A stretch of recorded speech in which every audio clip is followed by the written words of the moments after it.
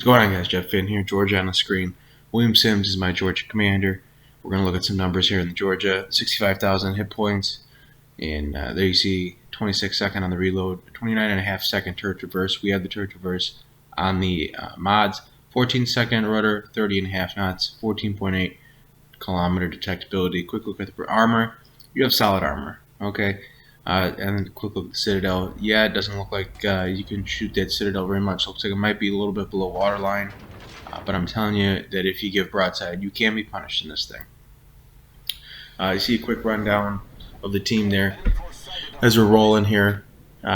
This ship I originally did not enjoy very much. I thought that it wasn't the best. I didn't think it really fit my play style. But again, this ship came out quite a while ago.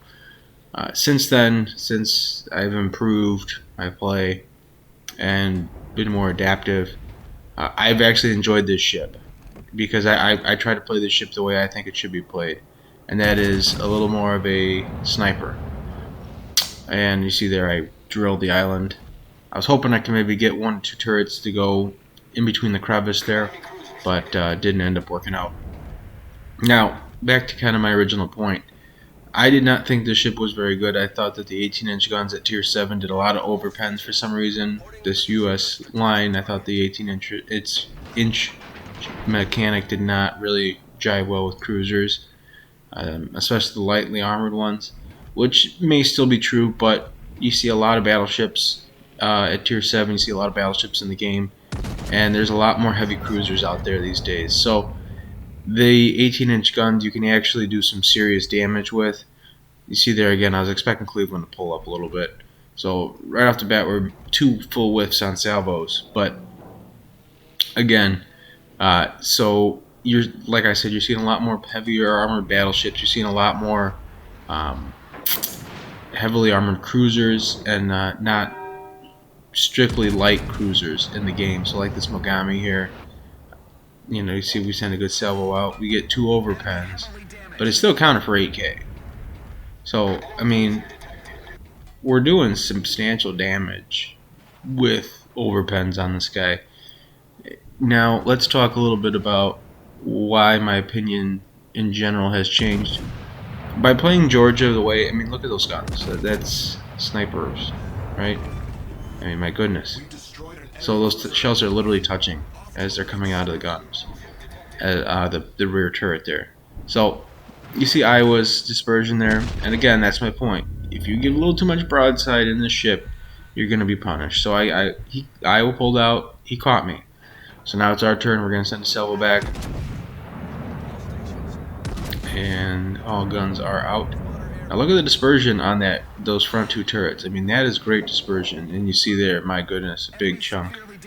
Two standard pens, 2 overpens, and a Citadel, up to 41,000 damage. That's 2 salvos that hit on enemy ships. So your biggest weakness in this is going to be the fire susceptibility because of my setup. I have almost 19 kilometer range on these main guns, and the reason why I think you actually can and should do that is because these main guns are accurate at long range. They are still dangerous at 18 plus kilometers. A lot of ships that you get that range on are not dangerous with those distances and those ranges. But the Georgia has extremely accurate guns. You see there again, the other Iowa, we rip him for another big chunk, 20-something K. You're seeing when you get these broadside targets the damage that this Georgia can do, especially to battleships when you get the angle on them. So Friesland does me a solid, takes down the Cleveland. Thank you, Friesland. You see here we're in good position. This map sometimes it's not indicative to push into caps right away. While I'm always in favor of pushing into caps, I'm always in favor of being good at team player in that sense. Sometimes you gotta take a little on the slow side. If I push into that cap, people are gonna have my broadside. You know, it could be a very bad day for a battleship. You have the speed boost. That is important in this ship because it can get you into spots where you need to get to quickly. So if I'm sitting there and I know that, hey, I got to get to this point on the map, or I would like to push to this point on the map, I can do that with this advantage, with this ship advantage, with the speed boost on this. Okay, it's a big advantage for you. You also have the spotter and the heals, so this ship comes packed with quite a bit, and it's one of my actually subtle new favorites that I did not expect to enjoy as much as I am right now. And again, you see the dispersion on that. Great dispersion. And again, we get 2 overpens and a standard pen. So again, at this point, we're pushing. We got pretty good armor on our bow. This Iowa, yeah, with the superstructure, he can do some pretty decent damage on us. But again, we're into the A cap. We're making our push on these 2 Iowas and the Peter Bagration. And again, angled Iowa, right? Let's see what kind of damage you can do on an angled Iowa. We get a ricochet and the other one's miss. So again, you see out of the turret, looked like it was good dispersion. Obviously not, or it was more than likely bad aim on my part. Quick thing I want to point out and quick thing I want to talk about. You have the option on this build with Sims to either go fire with fire, or you can go will to rebuild. Depends on how you want to play it. And you see there, P-Bag, we get a pretty nice hit. A Nelson off to the side.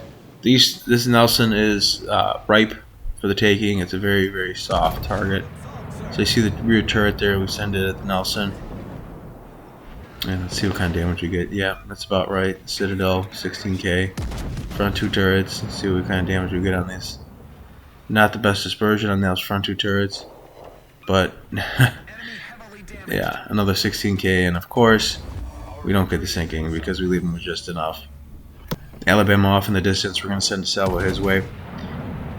Rear turret. And I just want to point out one more thing here. I originally, like I said, did not enjoy this ship. I was not playing this ship correctly. You need to play this ship as a little more of a sniper, long range hitter.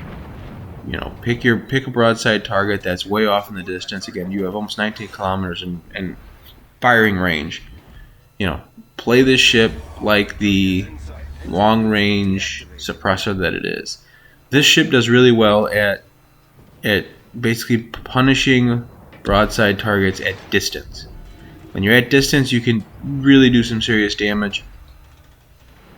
But the biggest issue is when you are up close. When you're up close, sometimes you get into these brawling situations, you don't have the best armor, you don't have the best setup there. So P-Bag runs into the island. I overshot him. I'm in full reverse here.